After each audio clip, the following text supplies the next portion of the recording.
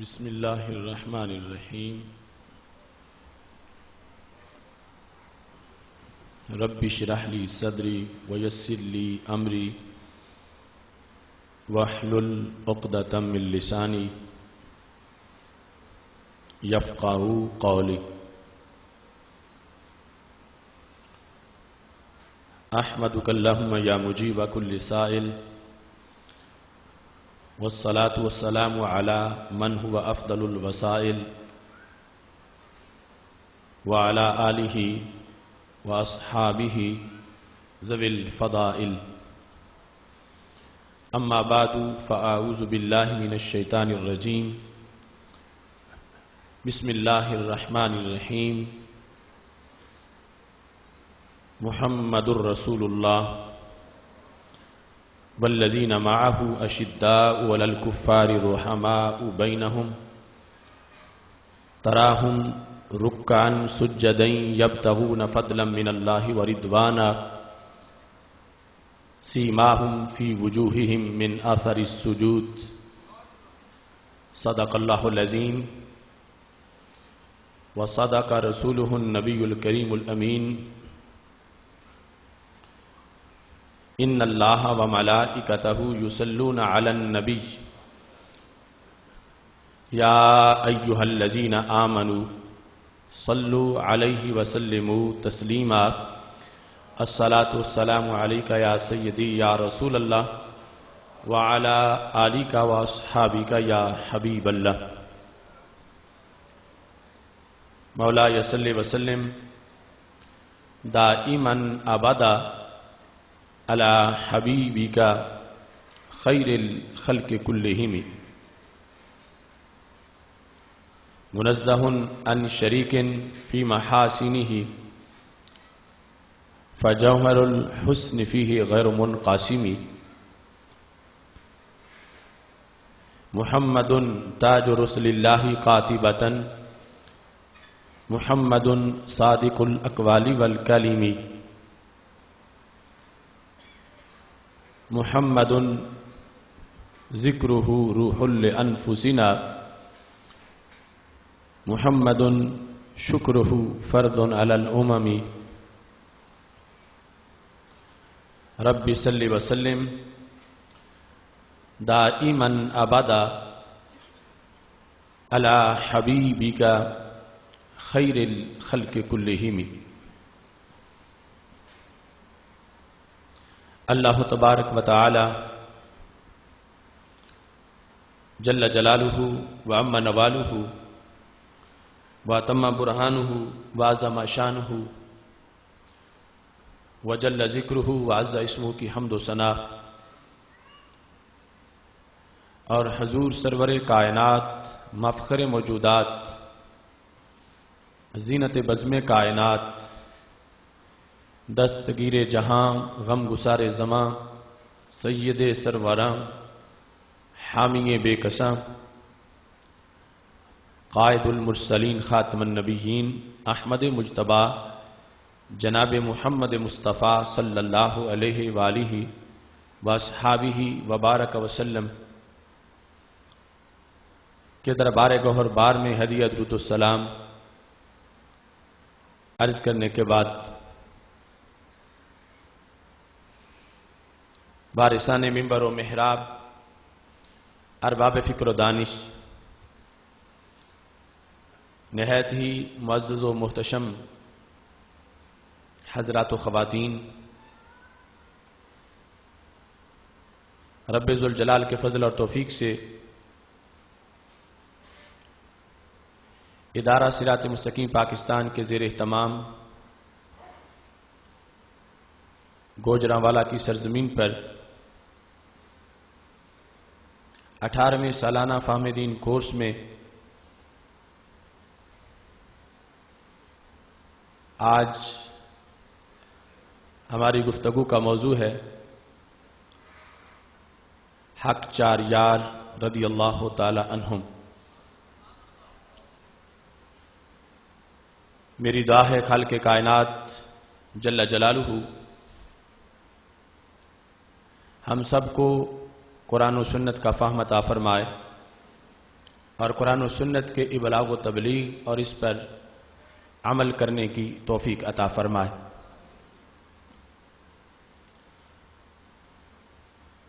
حق چار یار رضی اللہ تعالی عنہم کے موضوع پر آج 18ویں کورس میں یہ ہماری تیسری قسط ہے۔ اس سے قبل اس موضوع پر اسی حال کے اندر 2 اقساط بیان کی جا چکی ہیں۔ پہلی قسط 14ویں سالانہ فہم دین کورس میں بیان ہوئی تھی اور دوسری 16ویں سالانہ فہم دین کورس میں بیان ہوئی تھی، اور پہلی قسط کتابی شکل میں شائع کی گئی اور اس کے بعد مسلسل وہ تقسیم کی جا رہی ہے۔ چونکہ ہمارے بہت سے ایسے موضوعات ہیں جو سلسلہ وار چلتے ہیں، مثال کے طور پر رسول اللہ صلی اللہ علیہ وسلم کے علم غیب شریف پر یہ موضوع 43 قسطوں میں بیان ہو چکا ہے، اور جامع مسجد رضا مجتبیٰ میں خطبات جمعہ کے کئی سالوں کے طویل موضوعات کے اندر ابھی یہ موضوع مکمل نہیں ہوا اور مسلسل بڑھتا جا رہا ہے۔ ایسے ہی حق چار یار رضی اللہ تعالی عنہم کا یہ موضوع جو ہے، اس کی بھی ابھی متعدد اقساط باقی ہیں۔ آج اس سلسلہ کی تیسری قسط بیان ہو رہی ہے۔ رب ذوالجلال کا کروڑوں بار شکر ہے کہ اس نے ہمیں اہل سنت و جماعت کی خوشبو عطا فرمائی ہے، جس کی وجہ سے صدیوں کے گزر جانے کے باوجود آج بھی صفا کی چاندنی ہمارے سینوں میں موجود ہے، اور لوح محفوظ سے اترنے والی تعلیمات کا اجالا ہمیں رب ذوالجلال کے فضل سے آج بھی میسر ہے۔ خالق کائنات جل جلالہ نے ہمارے آقا سید المرسلین حضرت محمد مصطفیٰ صلی اللہ علیہ وسلم کو یہ شان عطا فرمائی ہے کہ آپ کی ہر جہت عظیم ہے، اور آپ کی نسبت سے عظمت والوں کو عظمت میسر آئی ہے۔ ہمارے آقا صلی اللہ علیہ وسلم کا فرمان ہے، ان اللہ اختارنی واختار لی اصحابی، مستدرک للحاکم کے اندر سند صحیح سے موجود ہے کہ رب ذوالجلال نے اپنے لیے مجھے چنا اور میرے لیے میرے رب نے میرے صحابہ کو چنا۔ پاک محبوب علیہ الصلوۃ والسلام کے سارے صحابہ فضیلت والے ہیں، جس طرح سید عالم نور مجسم شفیع معظم صلی اللہ علیہ وسلم کی آل پاک اہل بیت اطہار رضوان اللہ علیہ مجمعین کو رب ذوالجلال نے عظمتیں اور چادر تطہیر کا بلند مرتبہ و مقام عطا فرمایا ہے، اور ان نفوس قدسیہ میں سے ہر ایک کو عظمت اور شان عطا کی ہے۔ صحابہ کرام رضی اللہ تعالی عنہم کے لحاظ سے بھی ہمارے محبوب علیہ السلام کا یہ جملہ کافی ہے کہ میرے لیے میرے رب نے میرے صحابہ کو چنا ہے۔ ہر صحابی کی فضیلت کا نقطہ عروج یہ ہے کہ وہ اللہ کا انتخاب ہیں، اور رب ذوالجلال نے ان کو اپنے نبی صلی اللہ علیہ وسلم کی صحبت کے لیے منتخب فرمایا ہے۔ ان منتخب لوگوں میں سے کچھ کی شان مزید بلند و بالا ہے، ان کو جدا کر کے 4 کے لفظ سے بیان کیا جاتا ہے۔ ویسے تو صحابہ کرام علیہم رضوان میں مطلقاً کیٹیگریز موجود ہیں اور فقاہت اور غیر فقاہت کے لحاظ سے بھی درجہ بندی موجود ہے. تقدم فی الاسلام اور فتح مکہ کے بعد کے ایمان کے لحاظ سے بھی کیٹیگریز موجود ہیں، لیکن کلا وعد اللہ الحسنى، رب نے سب سے جنت کا وعدہ کیا ہوا ہے. صحابہ کرام علیہم رضوان کی جماعت میں سے خلفائے راشدین رضی اللہ تعالی عنہم، امیر المومنین خلیفۃ الرسول بلا فصل حضرت سیدنا صدیق اکبر رضی اللہ تعالی عنہ، خلیفہ دوم حضرت سیدنا عمر فاروق رضی اللہ تعالی عنہ، خلیفہ سوم حضرت سیدنا عثمان غنی رضی اللہ تعالی عنہ، اور خلیفہ چہارم حضرت سیدنا مولا علی رضی اللہ تعالی عنہ. یہ چار نفوس قدسیاں ہیں کہ جن کو تمام صحابہ کرام علیہم رضوان میں سے فضیلت عطا کی گئی ہے، اور ان کی افضلیت پر کہ باقی سب سے یہ افضل ہیں. تمام صحابہ کرام علیہم رضوان میں سے جو صحابہ باقی ساری امت سے افضل ہیں، ان میں سے ان کی افضلیت پر امت کا اتفاق ہے، امت کا اجماع ہے،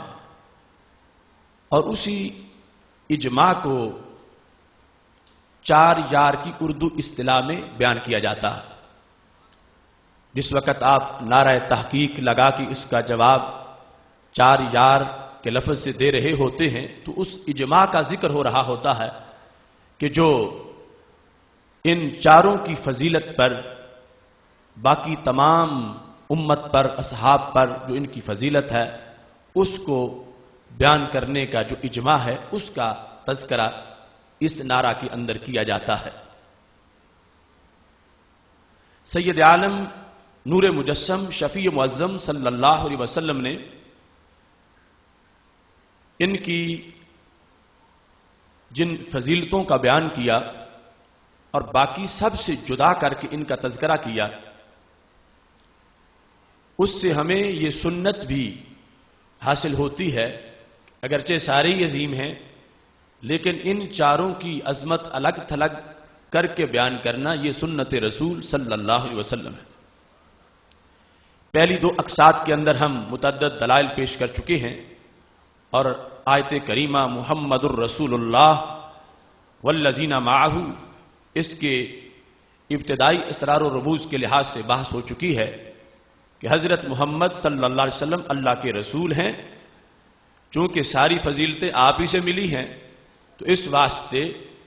اس مقدس جماعت کی عظمت سے پہلے ان کی عظمت کا ذکر ہے جن کی وجہ سے سب کو عظمت ملی.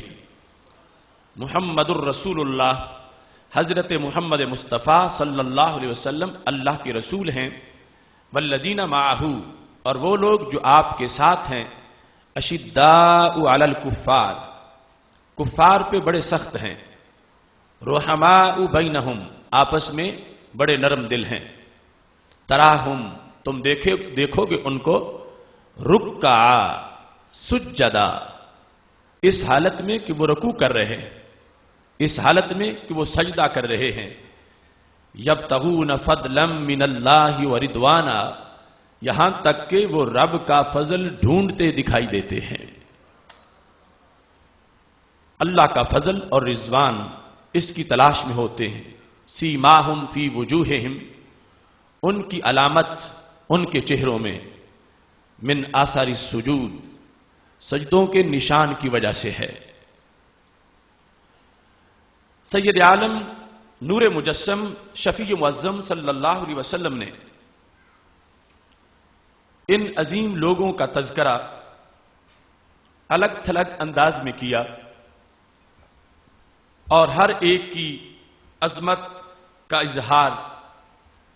اپنی مقدس زبان سے کیا. آج یہ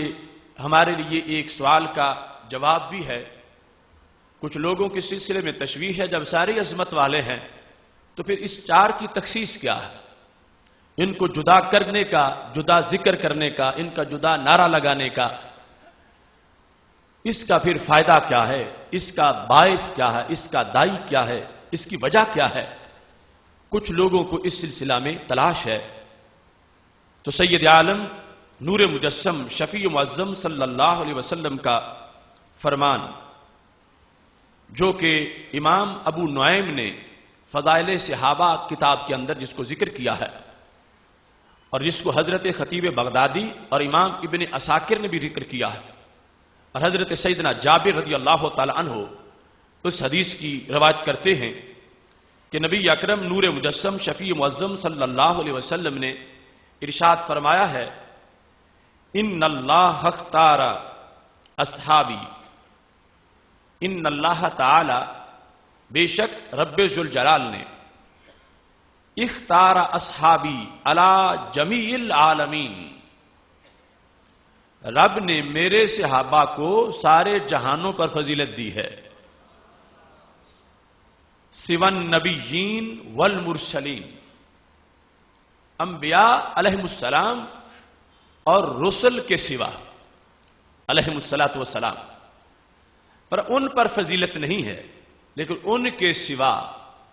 سارے جہانوں کے لوگوں پر رب ذوالجلال نے میرے صحابہ کو، سارے صحابہ کو فضیلت عطا فرمائی. اس سے پتہ چلا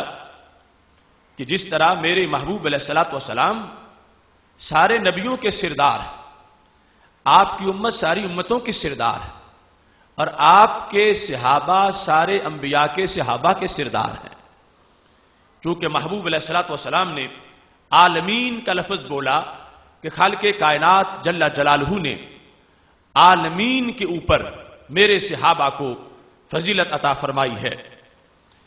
اور اس میں جو اضافت اصحابی کی، اصحاب صاحب کی جمع، اس اصحاب کی اضافت جو یا ضمیر کی طرف ہے اس میں استغراق ہے. مطلب کیا کہ ہر فرد صحابہ، پوری جماعت صحابہ اور جماعت صحابہ کا ہر فرد جو ہے ان کو خالق کائنات جل جلالہ نے عالمین کے اوپر فضیلت عطا فرمائی. اب یہ خطبہ بہت بڑا خطبہ تھا،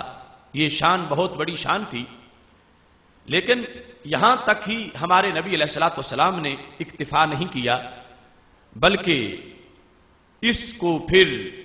آگے بھی چلایا. اور یہ آج کے اس سوال کا جواب. لوگ کہتے ہیں جب سارے فضیلت والے ہیں، سارے صحابی ہیں، سارے ہی عظیم ہیں، تو پھر یہ چار یار کی ان میں سے تخصیص اور انہیں جدا کر کے بیان کرنے کا باعث کیا ہے؟ تو میں یہ بتانا چاہتا ہوں باعث یہ ہے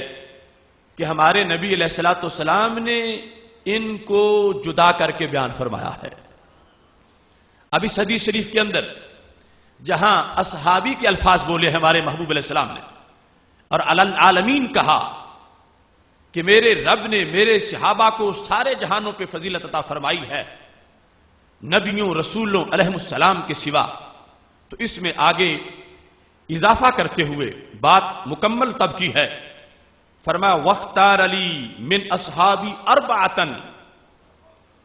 رب نے میرے صحابہ میں سے چار کو چن لیا ہے.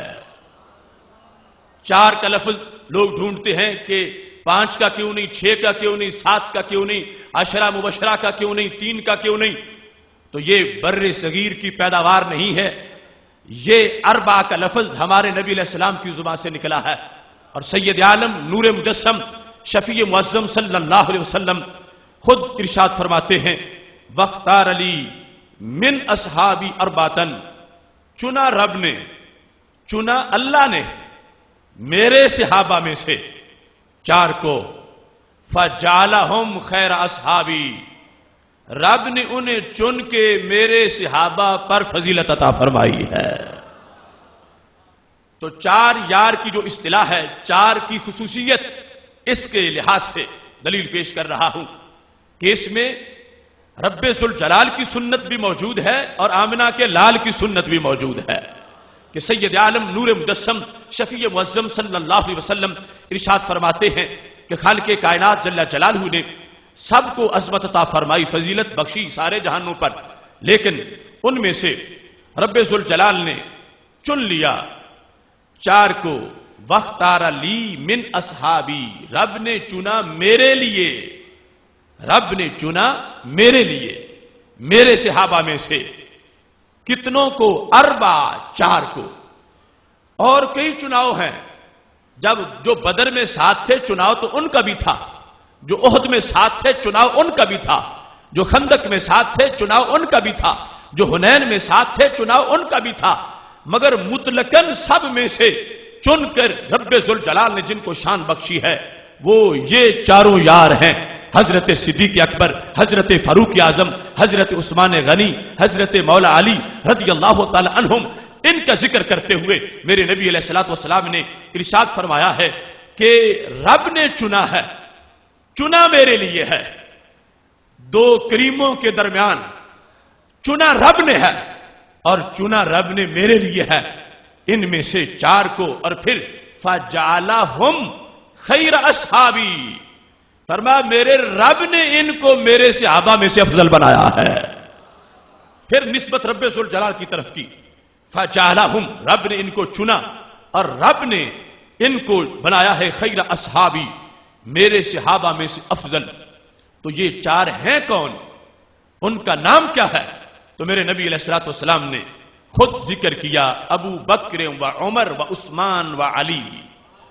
رضی اللہ تعالیٰ عنہم، کہ جن کا میں ذکر کر رہا ہوں یہ حضرت ابو بکر صدیق، حضرت فاروق اعظم،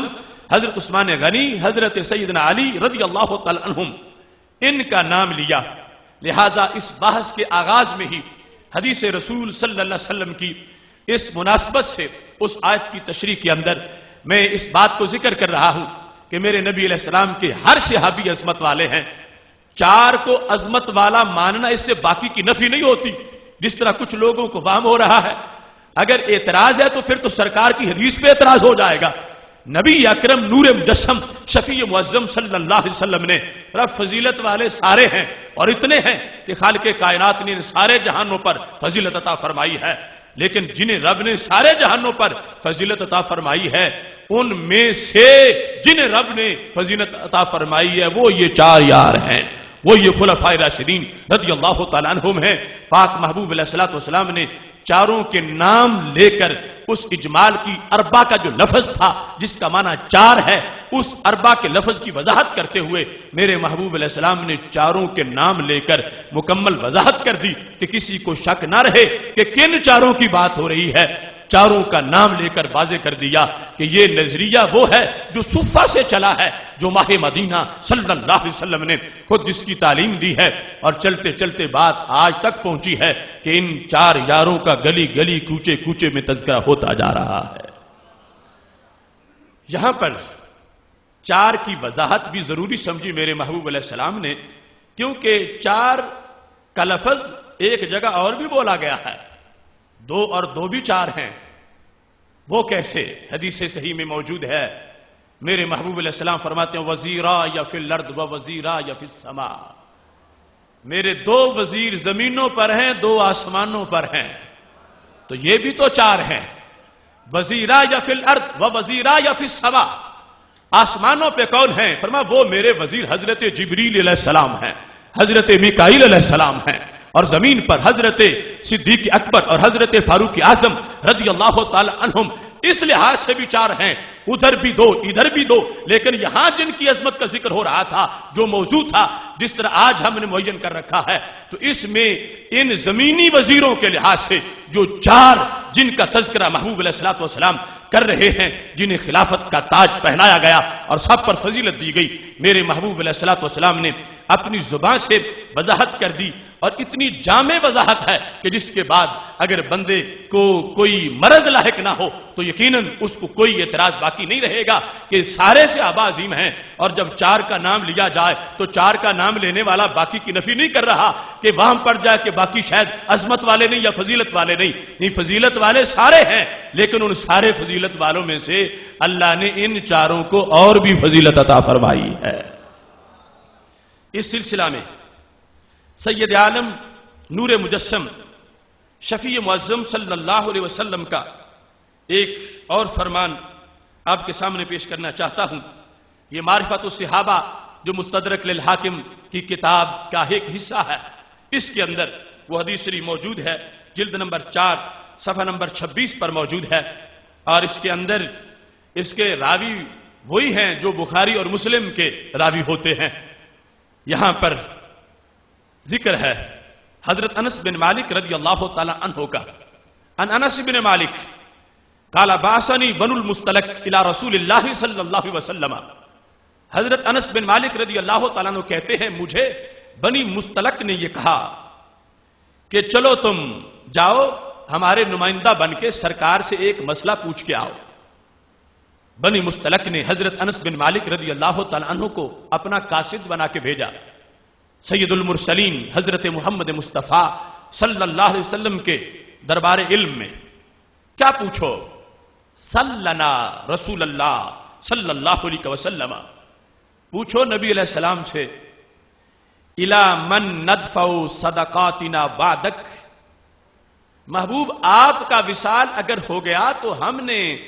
صدقے کس کے پاس پھر جمع کرانے ہیں؟ صدقات ہم نے کس کے پاس جمع کرانے ہیں؟ اگر آپ کا وصال ہو گیا تو ہمیں پہلے بتا دو۔ یہ پیغام لے کر حضرت انس بن مالک رضی اللہ تعالیٰ عنہ میرے نبی علیہ الصلوۃ والسلام کے پاس آئے، کہتے اتیتہ فسألتہ، میں آیا اور میں نے پوچھا۔ کہتے جس وقت میں نے پوچھا تو میرے محبوب کی زبان پہ الفاظ تھے الی ابی بکر، میری سیٹ پہ ابو بکر ہوں گے، میں جب دنیا سے چلا گیا تو اس کے بعد تم نے ان کے پاس آنا ہے، الی ابی بکر، میرے امور کے ذمہ دار پیچھے یہ ہیں، تم نے ان کے پاس اپنے صدقات جمع کروانے ہیں، زکاتیں یہاں پہ جمع ہوں گی۔ فأتیتہم فأخبرتہم، کہتے میں بنی مستلق کے پاس چلا گیا تو میں نے کہا تمہارے مسئلے کا تو جواب میں لے آیا ہوں۔ میرے نبی علیہ الصلوۃ والسلام نے فرمایا ہے اگر میں دنیا سے چلا گیا تو یہ ساری نگرانی وہ کریں گے۔ حضرت ابو بکر صدیق رضی اللہ تعالی عنہ کہتے ہیں قالو ارجع الیہ فسلہ، جاؤ دربار رحمت جوش پہ ہے ان سے پوچھ تو لو،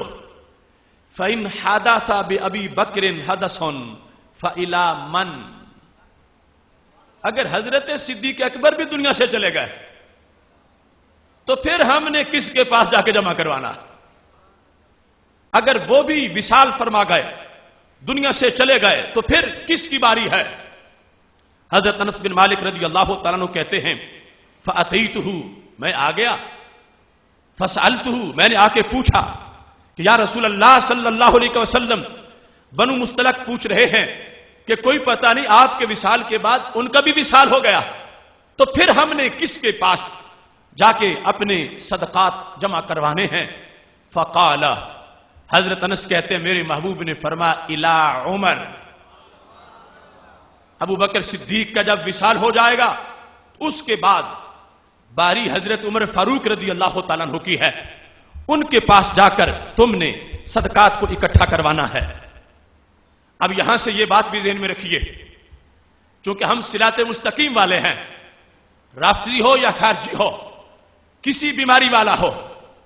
اس کی شفا کا اہتمام ہمارے لیے ضروری ہے۔ اب خلافت راشدہ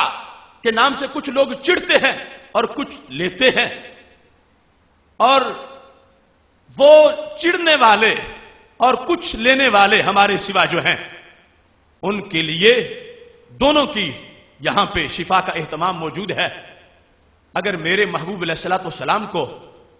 اپنے ان صحابہ کی عمروں کا پتہ نہ ہوتا تو یہ نمبر کیسے لگاتے ہیں؟ جاننا پڑے گا، ماننا پڑے گا کہ یہ پتا تھا کہ میرے بعد حضرت صدیق اکبر ہوں گے اور صدیق اکبر سے پہلے عمر کا وصال نہیں ہوگا، عمر کا وصال صدیق اکبر کے بعد ہوگا۔ حضرت سیدنا عمر رضی اللہ تعالی عنہ اور حضرت صدیق اکبر رضی اللہ تعالی عنہ کے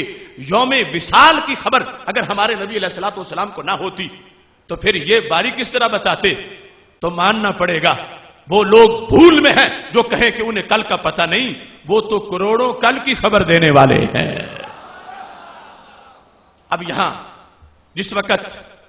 حضرت انس بن مالک رضی اللہ تعالیٰ عنہ کو جواب مل گیا، کہتے ہیں فَأَتَيْتُهُمْ بنو مستلق کے پاس میں آیا، فَأَخْبَرْتُهُمْ میں نے ان کو بتایا، فَقَالُوا انہوں نے کہا ارجع الیہ فَسَلْهُ پھر چلے جاؤ۔ اب یہ میرے نبی علیہ السلام کا دربار کرم والا کتنا ہے، میرے کریم سے گر قطرہ کسی نے مانگا، دریا بہا دیے ہیں، دربے بہا دیے ہیں۔ آج ہم جیسا کوئی جواب دینے والا اکتا جائے گا کہ پوچھنا ہے تو ایک بار ہی پوچھو، جو کچھ پوچھنا ہے ایک پوچھتے ہو، بات پھر چلے جاتے ہو، پھر آتے ہو، پھر پوچھتے ہو، جو پوچھنا ہے ایک بار پوچھ لو۔ لیکن وہاں پر صورتحال کیا ہے؟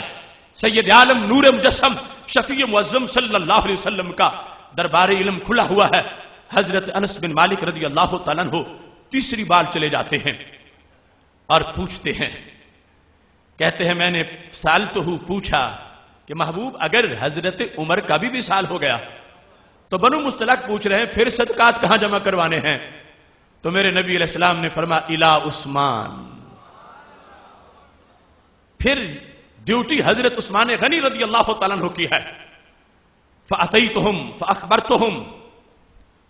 میں نے خبر دی، ان کو بتا دیا، میں نے یہ صورتحال سامنے رکھ دی کہ جو پوچھا ہے سید عالم نور مجسم شفیع معظم صلی اللہ علیہ وسلم نے مجھے ہر چیز کا جواب دے دیا ہے۔ اب یہ ترتیب بھی دیکھ لو اور سید عالم نور مجسم شفیع معظم صلی اللہ علیہ وسلم کی طرف سے جو بیان ہے چاروں کا اس کا انداز بھی دیکھ لو۔ اب اس کے بعد جن کا نمبر ہے وہ بات تو ویسے ہی واضح ہے، اگر کوئی تشویش ہونی تھی تو ان تین کے لحاظ سے تھی، کوئی کہتا کہ جن کا چوتھا کہتے ہو ان کا پہلا ہے یا ان کا دوسرا ہے یا ان کا تیسرا ہے، بلکہ وہ پہلی اقساط میں کتاب الفتن سے میں وہ حدیث پیش کر چکا ہوں کہ جس وقت ایک شخص نے جانور بیچا تھا اور پیسے ابھی لینے تھے اور دربار رسالت سے جا رہا تھا اور باہر چوک میں حضرت علی رضی اللہ تعالیٰ عنہ بیٹھے تھے اور پوچھا تھا پیسے تم ادھار چھوڑ آئے ہو، کوئی پتہ نہیں زندگی کا، اگر محبوب دنیا سے تشریف لے گئے تو پوچھو تمہارے پیسے کون ادا کرے گا؟ تو وہ سائل چلا گیا، نبی علیہ السلام سے پوچھا حق کی الا من، یہ میرا حق کون دے گا اگر محبوب آپ دنیا سے تشریف لے گئے؟ فرمایا حق کو کا الا ابی بکر، تمہارا حق ابو بکر دیں گے، وہ میری جگہ پیسے دیں گے۔ وہ نکلے باہر، حضرت علی انتظار میں تھے، پوچھا کس کا نام لیا؟ کہا حضرت ابو بکر صدیق کا نام لیا۔ حضرت علی رضی اللہ تعالیٰ نے سمجھ گئے پہلا نمبر صدیق اکبر کا ہے، نہ جاؤ پھر پوچھو کہ محبوب کوئی پتہ نہیں حضرت صدیق نے ابھی میرے پیسے نہ دیے ہوں، فوت ہو جائیں، حق کی الا من، میں نے پھر پیسے کس سے مانگنے ہیں؟ سائل چلا گیا۔ امام مروزی نے اپنی کتاب فتن میں لکھا ہے، جا کے پوچھا، حالانکہ سرکار کو پتا ہے کہ یہ نوبت آئے گی نہیں کہ تمہارے پیسے نہ دیے ہوں اور میں دنیا سے چلا جاؤں، لیکن پتا ہے کہ پوچھ کون رہا ہے اور پوچھا کیوں جا رہا ہے۔ پوچھا اگر دنیا سے چلے گا صدیق اکبر تو پھر فرمایا حق کو کا الا عمر، پھر حضرت عمر رضی اللہ تعالیٰ عنہ پیسے دیں گے۔ سائل باہر نکلا تو حضرت علی رضی اللہ تعالیٰ عنہ نے پوچھا اب کس کا نام لیا؟ تو کہا اب تو حضرت عمر رضی اللہ تعالیٰ عنہ کا نام لیا۔ کہا پھر جا کے پوچھو اگر عمر بھی دنیا سے چلے گئے تو پھر تمہارے پیسے کون ادا کرے گا؟ سائل نے پوچھا تو میرے نبی علیہ السلام نے فرمایا حق کو کا الا عثمان، تو پھر عثمان غنی رضی اللہ تعالیٰ عنہ تمہارے پیسے دیں گے۔ اب سائل باہر گیا، حضرت علی رضی اللہ تعالیٰ عنہ منتظر تھے کہ تیسرا نمبر کس کا ہے۔ سائل نے بتایا پوچھا ہے تو اب سرکار دو عالم صلی اللہ علیہ وسلم نے حضرت عثمان غنی رضی اللہ تعالیٰ عنہ کا نام لیا ہے۔ تو کہا میرے کہنے پر ایک بار پھر چلے جاؤ اور پوچھو محبوب اگر عثمان بھی دنیا سے چلے گئے اور میرا حق ادا نہ ہوا تو پھر کون کرے گا؟ تو میرے نبی علیہ السلام نے فرمایا حق کا الذی ارسلک، وہ کرے گا جو بحر چوک میں بیٹھ کے تمہیں بھیج رہا ہے۔ تو اس مضمون کی وہ حدیث بھی بیان ہو چکی ہے۔ یہاں پر سید عالم نور مجسم شفیع معظم صلی اللہ علیہ وسلم نے اپنے قول سے ان امور کو واضح فرما دیا ہے، اور نبی اکرم نور مجسم شفیع معظم صلی اللہ علیہ وسلم کے مقدس الفاظ کے اندر یہ ترتیب اس انداز میں بھی اسی مستدرک للحاکم کے اندر موجود ہے کہ حضرت عبداللہ بن عمر رضی اللہ تعالیٰ عنہ کہتے ہیں کہ پاک محبوب علیہ السلام نے ایک دن خطبہ دیا اور پوری امت کا خلاصہ بیان کر کے 4 کی شان اکٹھی بیان کر دی۔ کیسے؟ فرما ارحم امتی بے امتی ابو بکر، اگر رحم کا میرٹ بنایا جائے، نرم دلی کا، مہربانی کا، فرمایا جس قدر میری امت میں مہربان ابو بکر ہے ایسا کوئی بھی نہیں ہے۔ ارحم امتی بے امتی ابو بکر واشدہم فی اللہ عمر، رب کے مسئلے میں دین کی بات ہو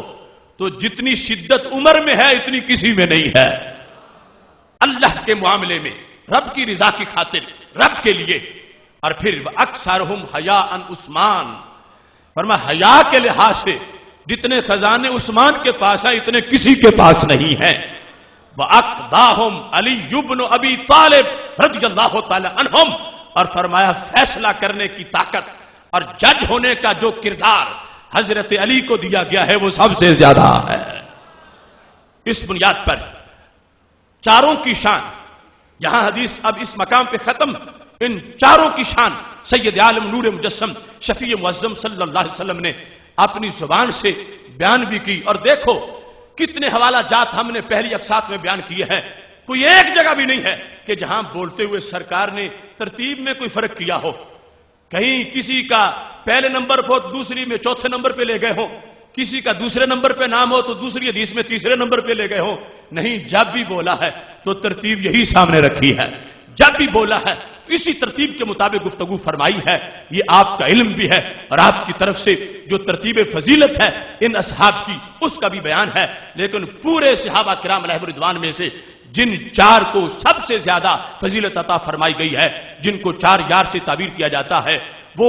ذات گرامی، وہ مقدس نفوس ان صحابہ کرام علیہم رضوان کے ہیں کہ جن کا ابھی میں نے خلفائے راشدین کے عنوان سے تذکرہ کیا، اور اردو پنجابی والے ہمارے صوفی سالک ذکر کرتے ہیں تو 4 یار سے ذکر کرتے ہیں۔ اگر داتا گنج بخش حجویری کی کشف المحجوب دیکھو فارسی کے اندر تو 4 کا شان کا گلدستہ جو انہوں نے لکھا ہے وہ بھی اسی ترتیب سے فضائل و مناقب کو بیان کرتے ہوئے، اگر دیکھنا ہے عارف کھڑی کی زبان کو تو انہوں نے ایک ایک پہلا یار اور دوسرا یار، اور اس انداز سے انہوں نے 4 کی شان کو بیان کیا ہے۔ بر صغیر کی آفاق میں دیکھو گے ہر صوفی کے ملفوظات، ہر ولی کی تعلیمات اور ہر جہت کا جو سرور ہے تو تمہیں نظر آئے گا، کہیں پاک پتن شریف کی گلیوں میں تمہیں یہ نظر آتا ہے اللہ محمد 4 یار، حاجی خاطا، کتب فرید، حق فرید کے جو نعرے لگ رہے ہیں، یہ ایک پرانا مزاج ہے، اور یہ اہل سنت و جماعت کی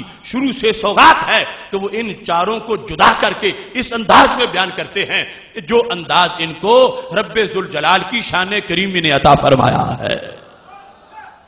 اس سلسلہ کے اندر سید عالم نور مجسم شفیع معظم صلی اللہ علیہ وسلم کا عظیم فرمان، جس کو حضرت شاہ عبدالعزیز محدث دہلوی رحمۃ اللہ علیہ نے تحفہ اثنا عشریہ کے اندر ذکر کیا ہے، اور پہلے ائمہ کی متعدد کتابوں کے اندر اس کا ذکر موجود ہے۔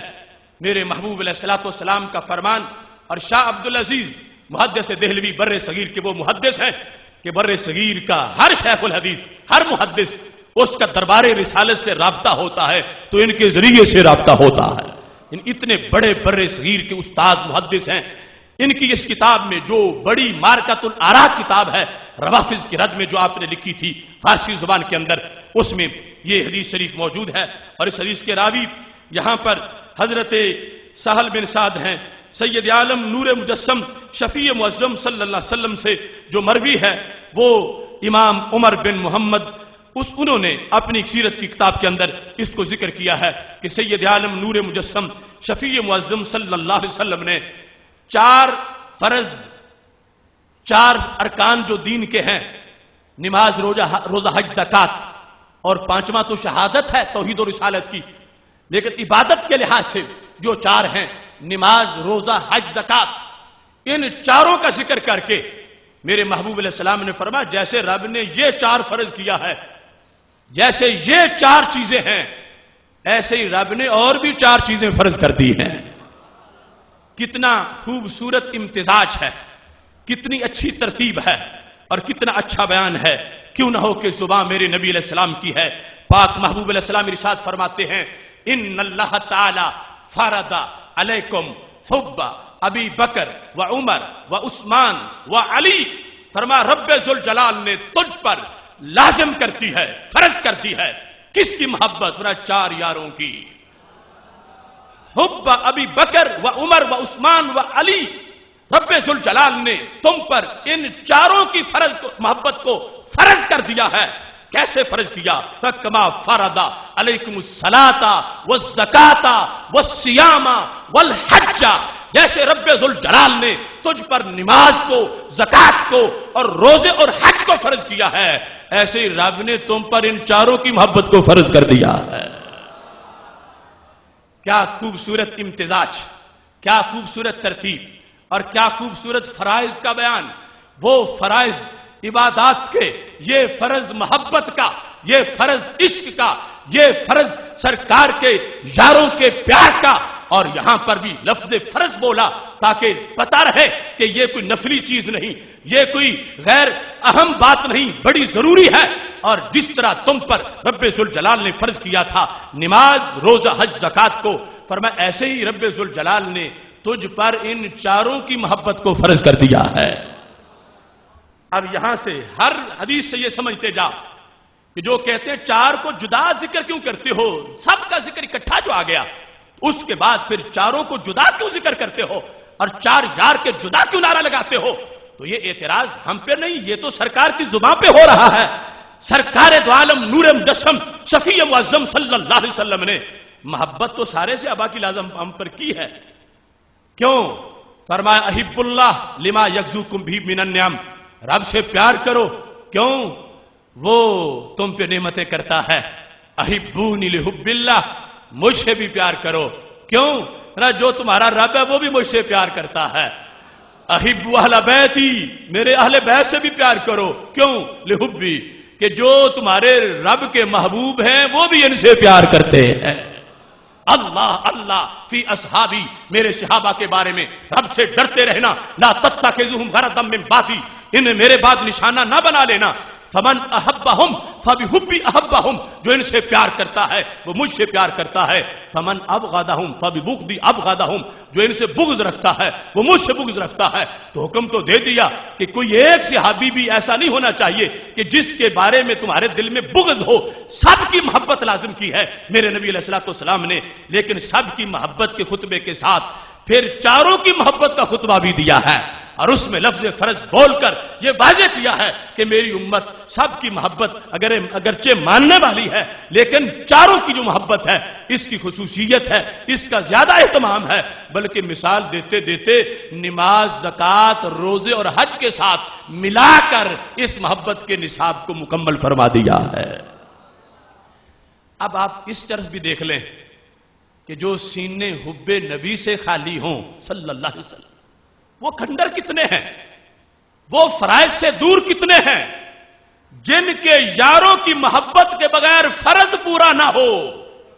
ان کی اپنی محبت کے بغیر ایمان کیسے پورا ہو جائے گا؟ ان ذوات کی محبت کو فرض قرار دیا، اور جیسے فرمایا نماز، روزہ فرض ہے، ایسے یہ محبت بھی فرض ہے، اور اپنی محبت ان کی پھر کتنی زیادہ ہوگی۔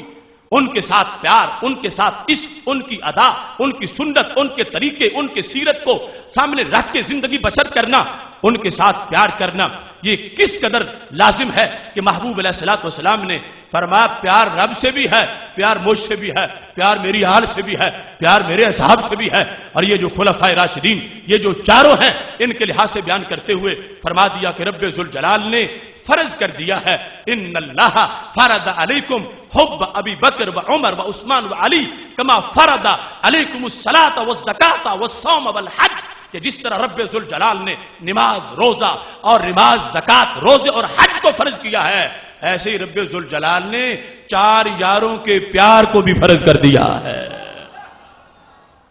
اور یہاں پر ابھی اس بحث کی طرف نہیں جاتا کہ تشبیہ میں جو ترتیب ہے مشبہ مشبہ بھی کے اندر، اس میں بہت سے مسائل کا حل موجود ہے۔ ہر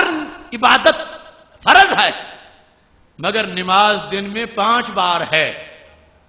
نماز دن میں 5 بار ہے، اور نماز کی جو محبت ہے، نماز کی فرضیت، یہ مشبہ بھی ہے حضرت صدیق اکبر کی محبت کا، کہ حضرت صدیق اکبر کی محبت فرض ہے تو فرضوں میں کس فرض جیسی ہے؟ نماز والے فرض جیسی ہے۔ باقی سارے فرائض میں سے اتنا تکرار بار بار کوئی فرض کسی کا نہیں ہوتا جتنا نماز کا ہوتا ہے۔ تو ملت کی جتنے فصلیں سیراب ہوئی ہیں، جہاں جہاں بھی ایمان کی کھیتیوں کو پانی ملا ہے، پہلا چشمہ تو صدیق اکبر رضی اللہ تعالی عنہ ہے۔ جنہوں نے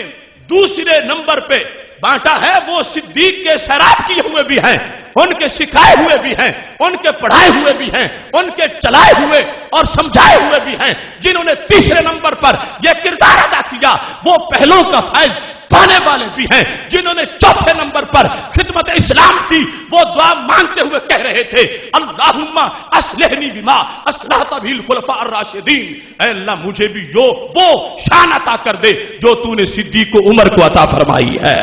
اس بنیاد پر حضرت صدیق اکبر رضی اللہ تعالی عنہ کی افضلیت کا جو مضمون ہے اور ان کی عظمت ان چاروں کے اندر جو طے شدہ ہے اور جس کو ماننا جس انداز میں لازم ہے، میرے نبی علیہ السلام نے مثال کے اندر بھی اس کو واضح فرما دیا ہے۔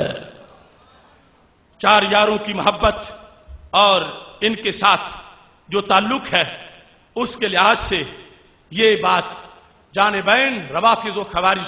سب کے لیے نسخہ کیمیا ہے اور معجون مدینہ شریف ہے۔ اس میں صحت ہے بہت سی بیماریوں کے لیے کہ میرے محبوب علیہ الصلوۃ والسلام نے اپنا کتنا قرب دیا ہے چاروں کو، اور کتنا اعتماد تھا چاروں پر، اور کتنی ان کی ذوات سرکار کے نزدیک کلیئر تھیں کہ ان کی محبت کو محض جائز ہی قرار نہیں دیا، نفل ہی قرار نہیں دیا، سنت ہی قرار نہیں دیا، واجب ہی نہیں قرار دیا، بلکہ فرض بھی قرار دے دیا ہے۔ یہاں پر سید عالم نور مجسم شفیع معظم صلی اللہ علیہ وسلم کی زبان سے اس چار کی وضاحت کو اگر سننا ہے تو حضرت ابو ہریرہ کے پاس جانا پڑے گا۔ امام ابو ہریرہ رضی اللہ تعالیٰ عنہ، ان سے ابو نعیم نے فضائل کے اندر ذکر کیا، ابن عساکر نے بھی ذکر کیا ہے، اور شوکانی نے در الصحابہ کے اندر بھی اس کا تذکرہ کیا ہے کہ کیا انداز ہے اور چاروں کی خصوصیت کیوں ہے، اور چار یار کی ترکیب کے پیچھے فلسفہ کون سا ہے اور تعلیمات کون سی ہیں۔ اس مقام پر انہوں نے ذکر کرتے ہوئے کہا کہ سید عالم نور مجسم شفیع معظم صلی اللہ علیہ وسلم کا فرمان ہے لا یجتمع حب هؤلاء الاربعۃ الا فی قلب مؤمن، لا یجتمع حب هؤلاء الاربعۃ الا فی قلب المؤمن، ان چاروں کی محبت سوائے مومن کے دل کے کہیں بھی اکٹھی نہیں ہو سکتی۔ چاروں کی یاروں کی ان چاروں کی تقاضا تو سب کی محبت کا ہے۔